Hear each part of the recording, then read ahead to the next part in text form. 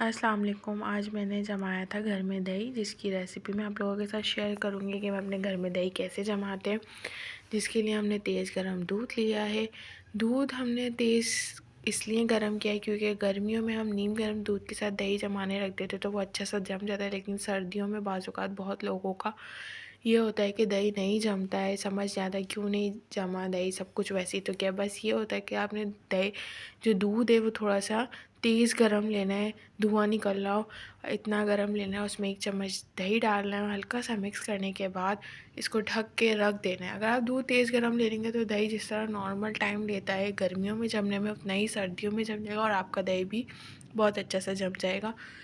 اور اگر آپ کو ویڈیو اچھی لگی ہو، اس پہ کوئی وزن بھی رکھیے گا تاکہ اس میں ہوا نہ جا سکے۔